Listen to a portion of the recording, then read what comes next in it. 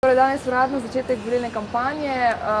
Stranka SLS ima s tem, bom rekla, že kar precej izkušenj. Na čem, tako čisto tehnično gledano, bo zdaj najbolj temeljila vaša kampanja? Naša kampanja bo temeljila tako kot vsaka druga.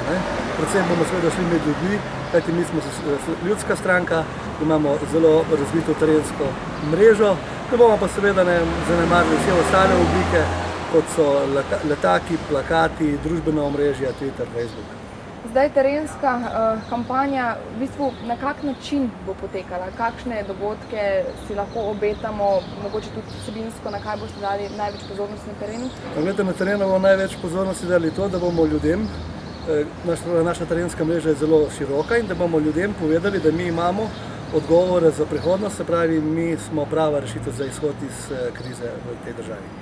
To pomeni tudi obiski podjetij in podobnih zadev? Normalno, obiski podjetij, obiski lokalnih skupnosti, ne nazadnje tudi, bom rekel, tistega zadnjega prebivalca nekje v Hodošu ali pa na Bohni. Kako ste se to zastavili? Boste imeli tudi kakšne avtobuse pa te zadeve? Ne, bomo brez avtobusov in kombijev, seveda kampanja bo skromna in predvsem vsebinsko zelo močna. Kakšni spoti mogoče in te zadeve? Ja, slogan, spot, tako kot je normalno. Še enkrat, mi seveda imamo v stranki ljudi, ki so zaupanja vredni, ki so se na terenu že dokazali, ki so nekaj naredili za ljudi, za kraj, tako da ni vrag, da ne bi tudi zadržali. Za nekatere stranke zdaj poudarjajo, da bodo posebej izpostavljale glavni obraz stranke, se pravi predsednika.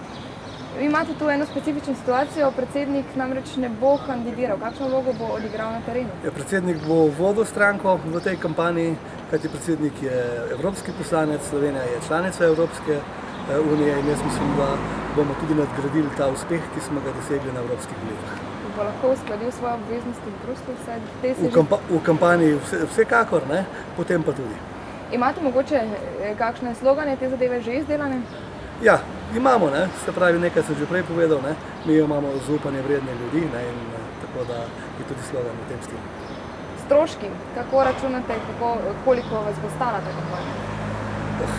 Kampanja, se pravi, nas ne bo stala ne vem koliko.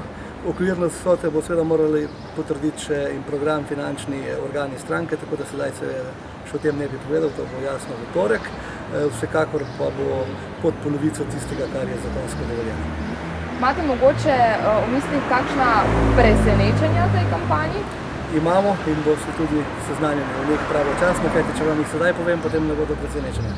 Hvala lepa.